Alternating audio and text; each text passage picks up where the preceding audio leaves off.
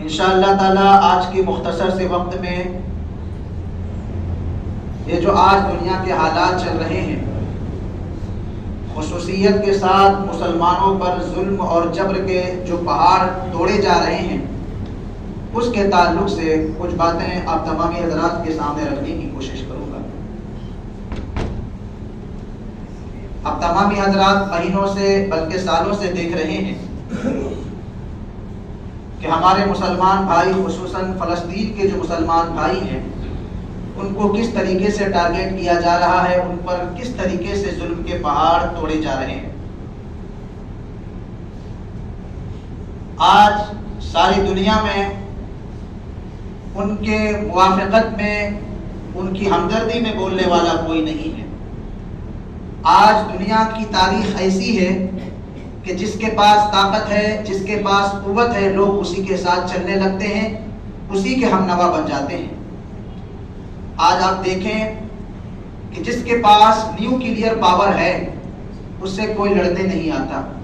اس کی ایک مثال آپ دیکھیں کہ سال بھر پہلے روس نے یوکرین پر حملہ کیا تھا، اور روس کا سخت مخالف یو ایس اے ہے۔ اس کے باوجود گدڑ بھبتیاں تو یو ایس اے نے بہت دی، لیکن اس پر حملہ آور نہیں ہو سکا۔ وجہ یہی تھی کہ روس کے پاس پاور تھا۔ اگر روس کے اوپر امریکہ حملہ آور ہوتا تو وہاں سے بھی جواب جاتا، اور اس کا خمیازہ دنیا کے لوگوں کو بھگتنا پڑتا۔ تو یہاں سے ہمیں یہ پتا چلتا ہے کہ جس کے پاس آج کے زمانے میں طاقت ہو، پاور ہو، قوت ہو، دنیا اسی کی ہوتی ہے۔ اور آپ دیکھیں کہ سارے مسلم کنٹریز میں، نام نہاد جو 57 مسلم کنٹریز ہے، ان کو اس طریقے سے بنا دیا گیا ہے، ان کو دنیاوی چکر میں اس طریقے سے ڈال دیا گیا ہے، عیش و عشرت میں اس طریقے سے ڈال دیا گیا ہے کہ ظلم کے خلاف ایک زبان بھی بولنے کو تیار نہیں ہے۔ فلسطین کے مسلمانوں کے اوپر اور دوسرے مسلمان کنٹریز پر ظلم و جبر کے پہاڑ توڑے گئے، کوئی دوسری مسلم کنٹری جو ہے اس کے خلاف ان کے سپورٹ میں نہیں آئی۔ اور اتفاق سے اگر کوئی کنٹری کا، کسی ملک کا کوئی بادشاہ یا وزیر کسی نے کچھ زبان کھولا تو اس کو جو ہے موت کی نیند سلا دیا گیا۔ اس کی چھوٹی سی مثال آپ ایران کو دیکھ سکتے ہیں۔ ایران کے صدر کو ابھی جو ہے مروا دیا گیا۔ میرے پیارے آقا صلی اللہ تعالی علیہ وسلم کے پیارے دیوانوں، اس سلسلے میں ہمارا اسلام کیا کہتا ہے؟ قرآن پاک میں اللہ تعالیٰ نے ایک جگہ ارشاد فرمایا، وَأَعِدُّوا لَهُم مَّا اسْتَطَعْتُم مِّن قُوَّةٍ مِّن رِّبَاطِ الْخَيْلِ تُرْهِبُونَ بِهِ عَدُوَّ اللَّهِ وَعَدُوَّكُمْ۔ اللہ تعالیٰ نے اس آیت کریمہ میں بحیثیت قوم، بحیثیت دین مسلمانوں کو یہ حکم دیا، أَعِدُّوا لَهُم مَّا اسْتَطَعْتُم مِّن قُوَّةٍ، کہ تم میں سے جتنا ہو سکے طاقت و قوت کے ذریعے سے جو ہے اپنی تیاری پوری کر لو۔ یہاں پر تیاری پوری کرنے کا حکم اس وجہ سے دیا گیا کہ اگر ظالم تمہارے خلاف لڑائی کے اوپر، تمہیں تہس نہس کرنے کے اوپر، تمہیں برباد کرنے کے اوپر اگر آمادہ ہو جائے تو تمہارے پاس بھی اتنی طاقت و قوت ہونی چاہیے کہ تم ان کا مقابلہ کر سکو۔ اور یہ قرآن کا حکم ہے۔ لیکن آج ہم مسلمان بھائی آپس میں جو ہے دوسرے معاملات میں چکر میں پڑے ہوئے ہیں، اور ہم بحیثیت قوم اپنا دفاع کرنے کے قابل نہیں رہے۔ میرے پیارے آقا صلی اللہ تعالی علیہ وسلم کے پیارے دیوانوں، ابھی کچھ دن پہلے فلسطین کے مسلمان جو رفح بارڈر پر پہنچ چکے تھے، جو کہ علاقہ امن و امان کا علاقہ کہا گیا تھا، ڈکلیئر کیا گیا تھا، وہاں پر اسرائیلیوں نے جو ہے بمباری کر کے وہاں کے خیموں کو جو جلا دیا ہے۔ سینکڑوں بچے، سینکڑوں لوگ جو ہے آگ کی لپیٹ میں آ گئے اور جو ہے اپنی جان نچھاور کر دیا، اور کوئی بولنے والا نہیں ہے۔ صرف آپ دیکھیں کہ یوکرین پر روس نے بمباری کی تھی، مہینوں تک مین اسٹریم میڈیا میں جو ہے اس کے تعلق سے جو ہے رپورٹ چلائی گئی تھی۔ آج مہینوں سے فلسطین کے مسلمانوں پر ظلم و جبر کیا جا رہا ہے، بولنے والا کوئی نہیں ہے۔ میرے پیارے آقا کے پیارے دیوانوں، یاد رکھیے اگر ہم ظلم کے خلاف نہیں بولیں گے تو ظالم جو ہے ہمیں ختم کر دے گا۔ اور آپ دیکھ رہے ہیں کہ اس طریقے سے دنیا پر کنٹرول کرنے والا، دنیا پر ظلم و جبر کے پہاڑ توڑنے والا کوئی قوم ہے تو وہ یہودی قوم ہے۔ قرآن پاک میں اللہ تعالیٰ نے یہودیوں کی تاریخ کے حوالے سے کئی آیتیں بلکہ کئی واقعات اللہ تعالیٰ نے ذکر کیے ہیں۔ کچھ باتیں آپ حضرات کے سامنے رکھنے کی کوشش کروں گا۔ قرآن پاک میں بنیادی طور پر یاد رکھیے، جب یہودی دنیا میں آباد ہوئے کچھ دنوں کے بعد انہوں نے دنیاوی زمین پر ظلم و جبر کا تانتا باندھ دیا، لوگوں کو ستانا، لوگوں کو پریشان کرنا، لوگوں کے خلاف سازشیں رچنا۔ صرف یہی بات نہیں ہے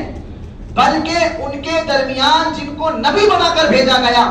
ان کو راہ راست پر لانے کے لیے جن کو بھیجا گیا تھا، انہیں بھی قتل کر دیا۔ قرآن پاک میں اللہ تعالیٰ نے اس سلسلے میں ارشاد فرمایا، ضربت علیہم الذلۃ والمسکنۃ وباءوا بغضب من اللہ ذلک بانہم کانوا یکفرون بآیات اللہ ویقتلون الانبیاء بغیر الحق، کہ یہودیوں پر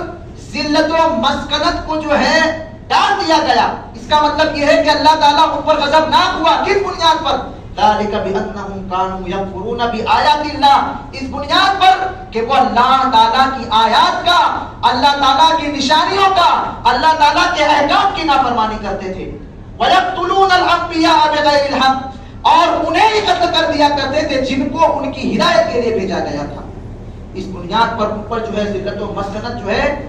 وارد کر دیا گیا، اور ہوا یہ کہ سالوں سال، صرف سالوں سال نہیں بلکہ صدیوں تک جو ہے الگ الگ وادیوں میں وہ بھٹکتے رہے، الگ الگ جو ہے جنگلات میں، صحراؤں میں گھومتے رہے، بھٹکتے رہے۔ اور صرف یہی نہیں بلکہ یہاں تک بھی زمانہ آیا کہ ان کو تاخت و تاراج کر دیا گیا، نیست و نابود کر دیا گیا۔ کیا آپ نے بخت نصر کے بارے میں نہیں سنا کہ اس بندے نے جو ہے ہیکل سلیمانی کو ختم کر دیا، تہس نہس کر دیا تھا، ان کی اینٹ سے اینٹ بجا دی تھی۔ اسی طریقے سے رسول پاک صلی اللہ تعالی علیہ وسلم کے آمد سے قبل رومیوں نے جو ہے ان پر حکومت کی تھی اور ان کا خاتمہ کر دیا تھا، اور ایک جگہ سے دوسری جگہ جلا وطن ہونے پر مجبور کر دیا۔ اچھا آپ دیکھیں کہ جب ان پر ذلت و مسکنت کی وبا طاری تھی تو الگ الگ علاقوں سے جو ہے کوچ کرتے ہوئے بہت سے لوگ مدینہ منورہ میں بھی آباد ہو گئے تھے۔ ان کو پتا تھا، ان کی کتابوں میں رسول پاک صلی اللہ تعالی علیہ وسلم کے آمد کا ذکر تھا، رسول پاک صلی اللہ تعالی علیہ وسلم کے آمد کا تذکرہ تھا۔ ان کی کتابوں میں لکھا تھا کہ ایک نبی آئے گا جو تمام نبیوں کا سردار ہوگا۔ رسول پاک صلی اللہ تعالی علیہ وسلم کی آمد کا ذکر جب ان کی کتابوں میں تھا تو ان کی دعائی، رسول پاک کی دعائی دے کر دوسروں سے مقابلہ کیا کرتے تھے کہ آج تم ہمیں ستا رہے ہو، آج تم ہمارے اوپر ظلم کر رہے ہو، لیکن جب نبی آخر الزمان یعنی تمام انبیاء کا سردار ہمارے درمیان آئیں گے تب ہم تم سے بدلہ لیں گے۔ اس طرح کی باتیں جو ہے وہ دوسروں سے کیا کرتے تھے۔ جب مدینہ مکہ مکرمہ میں رسول پاک صلی اللہ تعالی علیہ وسلم کی آمد ہوئی، اچھا یہ بات یاد رکھیے کہ حضرت ابراہیم کی اولاد میں سے آل اسرائیل یعنی حضرت ابراہیم کی آل میں سے حضرت اسحاق کی جو اولاد ہیں ان کی اولاد کو بنی اسرائیل کہا جاتا ہے۔ تو آپ دیکھیں کہ تمام انبیاء کرام جو ہے بنی اسرائیل ہی میں آئے، تو انہیں یہ سوم تھا، انہیں یہ گمان تھا کہ جس طریقے سے تمام انبیاء کرام ہمارے خاندان میں، ہمارے نسل میں آئے ہیں، اسی طریقے سے نبی آخر الزمان بھی ہمارے درمیان مبعوث ہوں گے۔ لیکن جب حضرت رسول پاک صلی اللہ تعالی علیہ وسلم آل اسماعیل میں مبعوث ہوئے تو وہ غضبناک ہو گئے، رسول پاک کے مخالف ہو گئے، رسول پاک صلی اللہ تعالی علیہ وسلم سے حسد کرنے لگے۔ صرف یہی بات نہیں ہے بلکہ جب انہیں پتا چلا کہ اللہ کے احکام ان تک حضرت جبریل کے ذریعے سے پہنچتے ہیں تو حضرت جبریل کو بھی برا بھلا کہنے لگے، دوسرے فرشتوں کو بھی برا بھلا کہنے لگے۔ اور اس کا ذکر قرآن پاک میں اللہ تعالیٰ نے جو ہے اس حوالے سے سورہ بقرہ کی آیت نمبر 98 میں جو ہے تمام آیتوں کو کوٹ نہیں کر رہا ہوں، صرف اشارتاً جو ہے آپ تمام حضرات کے ذریعے سے اشارتاً گفتگو کر کے اپنی گفتگو ختم کرنے کی کوشش کروں گا۔ اس طریقے سے آپ آئیں مسلمانوں سے کتنی نفرت رکھتے ہیں۔ قرآن پاک میں اللہ تعالیٰ نے ارشاد فرمایا لَتَجِدَنَّ أَشَدَّ النَّاسِ عَدَاوَةً لِلَّذِينَ آمَنُوا الْيَهُودَ وَالَّذِينَ أَشْرَكُوا، کہ یا رسول اللہ صلی اللہ تعالی علیہ وسلم لوگوں میں مسلمانوں کے ساتھ نفرت کے معاملے میں اگر تم سب سے زیادہ کسی کو شدید پاؤ گے تو وہ یہود ہیں اور مشرکین ہیں۔ یہ یہود یہ مسلمانوں سے سخت نفرت کرتے ہیں، مسلمانوں کو روئے زمین پر ترقی کرتا ہوا نہیں دیکھنا چاہتی، اور آج یہی حالت ہے کہ عرب کنٹریز کے لوگوں کے دلوں میں جو ہے انہوں نے دنیا داری ڈال دی، ان کے دلوں میں جو ہے عیش و عشرت پیدا کر دی، اور اس کا نتیجہ یہ ہے کہ دنیا میں کہیں بھی ظلم ہوتا ہے، خاص طور سے مسلمانوں پر اگر ظلم ہوتا ہے تو عرب کنٹریز کے لوگ جو ہے اپنی زبان نہیں کھولتے، بلکہ انہیں کی باتیں بولنے لگتے ہیں، انہیں کی زبان میں بولنے لگتے ہیں۔ یہ حالات پیدا ہو گئے ہیں۔ اس سلسلے میں انشاءاللہ تعالی آگے ایک حدیث آپ حضرات کے سامنے کوٹ کروں گا۔ میرے پیارے آقا صلی اللہ تعالی علیہ وسلم کے پیارے دیوانوں، اسی طریقے سے یہودیوں کی دشمنی مسلمانوں کے ساتھ دیکھیے کہ جب رسول پاک صلی اللہ تعالی علیہ وسلم نے خواہش ظاہر کی کہ یا اللہ ہم جو ہے بیت المقدس کی طرف روح کر کے بیت المقدس کی طرف جو ہے توجہ کر کے نماز ادا کرتے ہیں، یا اللہ ہمارا قبلہ تبدیل کر دے۔ اللہ تعالیٰ نے نماز کے دوران قبلہ تبدیل کروا دیا، مکہ مکرمہ کی طرف مسلمان جو ہے منہ کر کے نماز ادا کرنے لگے۔ تو جب یہ بات ہوئی تو یہود حضور کی بارگاہ میں آئے اور کہنے لگے اے محمد تم تو کہتے ہو تمہارا دین ملت ابراہیمی ہی کی طرح ہے، تو یہ کیوں نہیں ہوتا کہ تم بھی جو ہے اپنا قبلہ جو تم نے تبدیل کیا ہے شام سے لے کر کعبے کی طرف اب توجہ کر کے نماز ادا کرنے لگے ہو، تو کیوں نہیں ایسا کرتے کہ تم بھی جو ہے دوبارہ سے قبلہ تبدیل کر کے شام کی طرف منہ کر کے نماز ادا کرو، تب جا کے ہم تمہارے اوپر ایمان لائیں گے، تب جا کر ہم تمہاری پیروی کریں گے، اگر تم ایسا کرو گے تب۔ اس سلسلے میں اللہ تعالیٰ نے سورہ بقرہ کی آیت نمبر 142 سے لے کر 145 نمبر تک پورے واقعے کو ذکر کیا اور ان کا منہ توڑ جواب دیا۔ اسی طریقے سے اور بھی بہت سی آیتیں ہیں جن کا ذکر قرآن پاک میں اللہ تعالیٰ نے جو ہے بیان فرمایا ہے۔ یہ آپ دیکھیں آج سے 100 سال یا 150 سال پہلے جب ہولوکاسٹ ہوا تھا، جب جو ہے ہولوکاسٹ میں یہودیوں لاکھوں یہودیوں کو تقریباً 6 لاکھ یا 7 لاکھ یہودیوں کو قتل کر دیا گیا، جرمنی سے بھگائے گئے، تب وہاں کے لوگوں نے کہا تھا کہ کیا بات ہوئی کہ تم یہ اتنے سارے یہودیوں کو تم قتل کر رہے ہو؟ تب جو ہے اس نے کہا تھا کہ میں کچھ یہودیوں کو باقی رکھوں گا، میں لوگوں کو دکھاؤں گا، دنیا کے لوگوں کو، کہ جب یہ دنیا میں رہیں گے کس طریقے سے ظلم اور فساد کریں گے، کس طریقے سے ظلم اور بربادی کریں گے، تب جا کے میرے عمل کو لوگ اچھا کہیں گے۔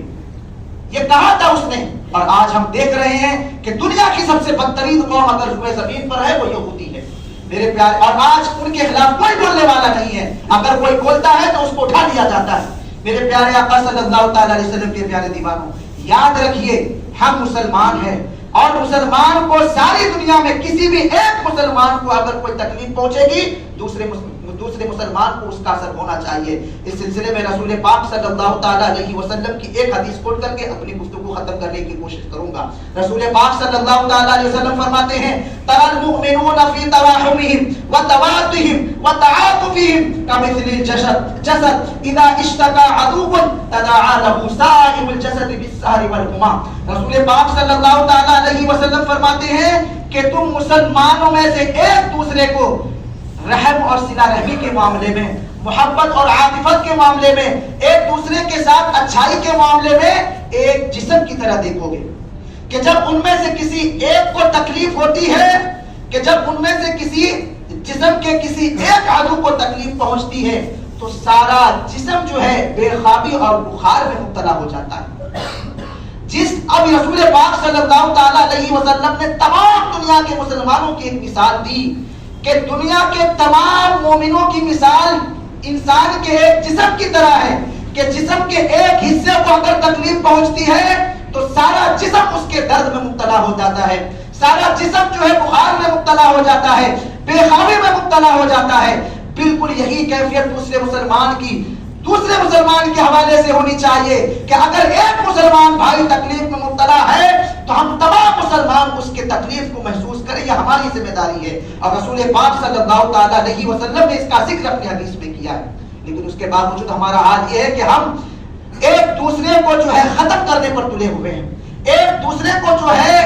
دنیا سے اٹھانے پر تلے ہوئے ہیں۔ اگر دوسرے مسلمان بھائی کو کوئی تکلیف پہنچتی ہے، کوئی اس کے اوپر ظلم کرتا ہے تو ہمارے میں سے آواز نہیں نکلتی۔ وجہ یہی ہے، رسول پاک صلی اللہ علیہ وسلم کی ایک حدیث ہے، رسول پاک صلی اللہ تعالی علیہ وسلم فرماتے ہیں یوشک الامم ان تداعی علیکم کما تداعی الاقلۃ الی قصعتها فقال قائل ومن قلۃ نحن یومئذ قال بل انتم يومئذ كثير ولكنكم غثاء كغثاء السيل ولينزعن الله من صدورهم عدوكم المهابة منكم وليقذفن الله في قلوبكم الوهن فقال قائل يا رسول الله وما الوهن قال حب الدنيا وكراهية الموت۔ رسول پاک صلی اللہ تعالی علیہ وسلم فرماتے ہیں قریب ایک زمانہ آئے گا کہ دوسری قومیں تمہیں ختم کرنے پر دوسرے لوگوں کو اسی طریقے سے بلائیں گے جس طریقے سے جو ہے ایک بھوکا انسان اب کھانے کی چیز پر دوسرے کو بلاتا ہے۔ حضور نے یہ تشبیہ 1400 سال پہلے دے دی تھی۔ حضور صلی اللہ تعالی علیہ وسلم نے یہ پیشین کوئی 1400 سال پہلے کر دی تھی، اور آج یہ حالات دیکھ رہے مسلمانوں کو تباہ و برباد کرنے کے لیے ساری قومیں ایک ہو رہی ہیں، اور ہم مسلمان ہیں کہ آپس میں جو ہے صرف اس بنیاد پر کہ اس کی رائے میری رائے الگ ہے ہم ایک دوسرے سے الگ ہو جائیں گے۔ میرے پیارے آقا صلی اللہ علیہ وسلم کی پیارے دیوانوں، اب دیکھیے آگے حضور نے کیا فرمایا۔ حضور فرماتے ہیں کہ دوسری قومیں اسی طریقے سے تم پر ٹوٹ پڑیں گی جس طریقے سے ایک بھوکا شخص کھانے کی چیز کی طرف سے دوسرے کو بلاتا ہے۔ پھر کہنے والے نے کہا کہ یا رسول اللہ کیا اس وقت ہماری کمی کی وجہ سے ایسا معاملہ ہوگا کہ ہم کمزور رہیں گے، ہماری تعداد کم رہے گی، لوگ ہمارے اوپر ٹوٹ پڑیں گے؟ حضور نے فرمایا نہیں، بلکہ اس وقت تمہاری تعداد بہت رہے گی۔ پھر حضور نے فرمایا لیکن تم جو ہے سمندر کے جھاگ کی طرح ہو جاؤ گے۔